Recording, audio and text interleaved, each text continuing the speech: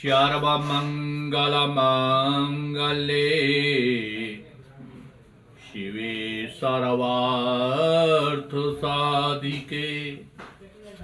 शरणे त्र्यम्बके गौर नारायण नमोस्तुते नारायण नमोस्तुते। गुरुर्ब्रह्मा गुरुर्विष्णु गुरुर्देवो महेश्वरा गुरुर्साक्षात् परब्रह्म तस्मै श्री गुरुवे नमः। लक्ष्मीनारायणाभ्यां नमः उमामहेश्वराभ्यां नमः वाणीहिरण्यगर्भाभ्यां नमः शशिपुरन्द्राभ्यां नमः माता पितृचरणकमलेभ्यो नमः श्री गुरुचरणकमलेभ्यो नमः। माता पिता जगन्नाथ जगदम्बा अम्बे मैया को प्रणाम।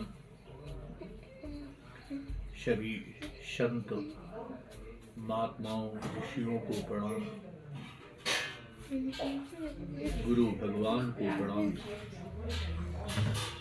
माताओं एवं बहनों को प्रणाम। विद्युत समाज भक्त और भगवान को प्रणाम करते हुए आइए दो बार भगवान का संकीर्तन करते हुए अपने मन को शुद्ध करते हुए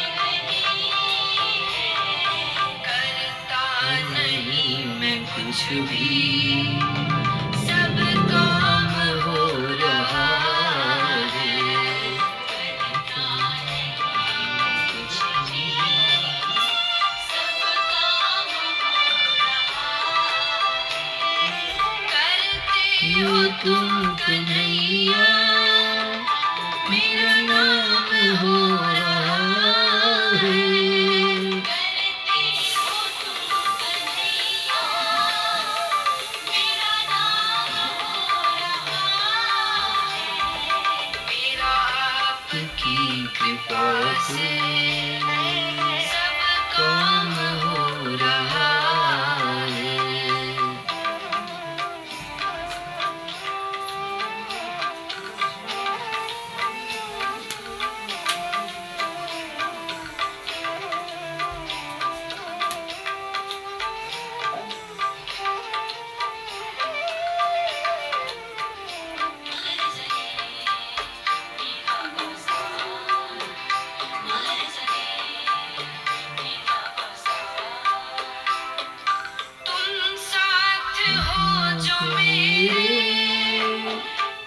चीज की कमी है, साथ हो जो मेरे, किसी चीज की कमी है, किसी और चीज की हमें दरकार भी नहीं है, किसी और चीज की अब दरकार भी नहीं है।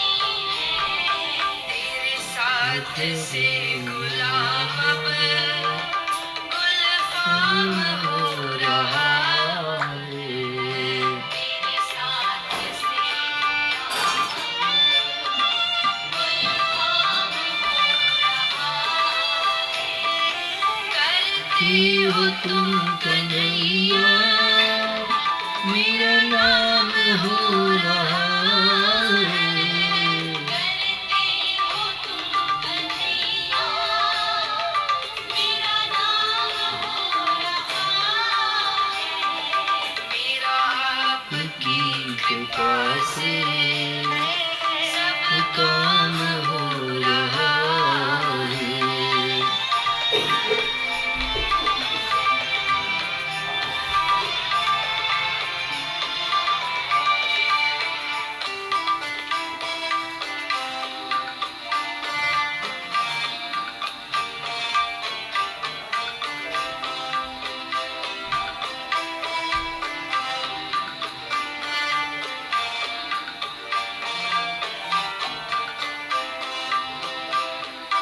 मैं तो नहीं हूँ काबिल, तेरा पार कैसे पाऊँ।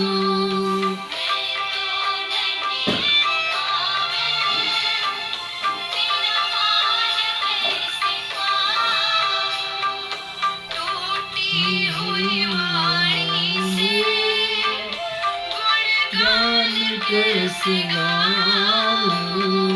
टूटी हुई वाणी से गुणगान कैसे गाऊँ।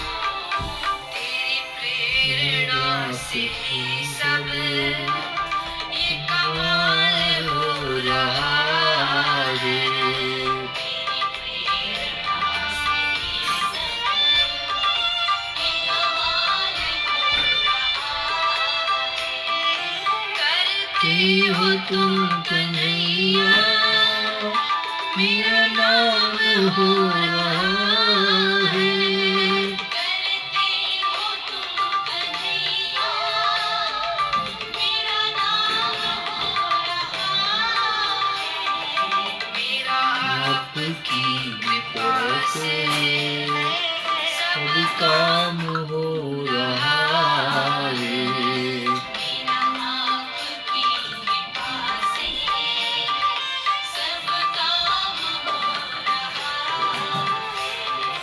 मेरा आपकी कृपा से सब काम हो रहा है। मेरा आपकी कृपा से सब काम हो रहा है।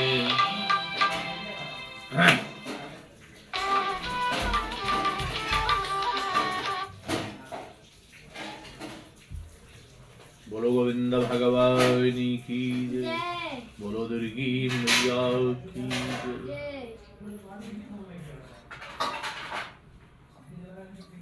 कल कल कलोद करती हुई नागनी श्री पावन गंगा के तट पर बालू के आसन पर विराजमान श्री व्यास जी राजा जन्मेजय को कथा सुनाते हुए। व्यास जी बोले, राजन, किसी समय राजा हरिश्चंद्र आखेटक करने के लिए वन में गए हुए थे।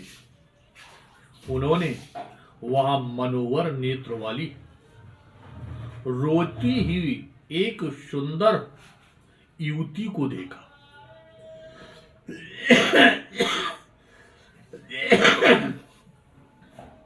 करुणामय महाराज हरिश्चंद्र ने उस कामनी से पूछा, कमल पत्र की समान विशाल नेत्र वाली, हे वराननी, तुम क्यों रो रही हो? तुम्हें किसने कष्ट दिया है? तुम्हें कौन सा अपार दुख है, बताओ।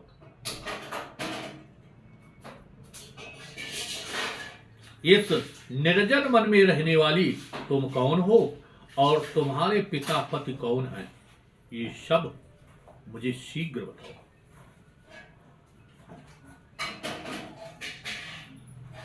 हे कांते, मेरे राज्य में तो राक्षस भी पराई स्त्री को कष्ट नहीं पहुंचाते। मेरे राज्य में कोई राक्षस भी स्त्री को कष्ट नहीं पहुंचा सकते।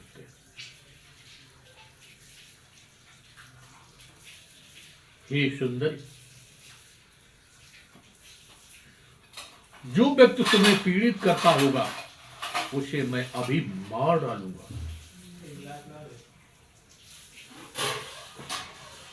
तुम मुझे अपना दुख बताओ। उनकी ये बात सुनकर के वो स्त्री अपने मुखमंडल के आंसू पोंछकर उन नृप श्रेष्ठ राजा हरिश्चंद्र से कहने लगी। नारी बोली, हे राजन, मेरे लिए वन में रहकर के जो घोर तपस्या कर रहे हैं वे महामुन विश्वामित्र मुझे बहुत कष्ट दे रहे हैं। उत्तम व्रत का पालन करने वाले, हे राजन, आपके राज्य में मैं इसी कारण से दुखी हूं। उन मुनि के द्वारा अत्यधिक सताई जाने वाली मुझ स्त्री को आप कामना नाम वाली जान दीजिए। और राजा बोले, हे विशाल नैनो वाली, तुम प्रसन्निष्ठ हो जाओ, अब तुम्हें कष्ट नहीं होगा। तपस्या में तत्पर रहने वाले उन मुन को मैं मना कर दूंगा।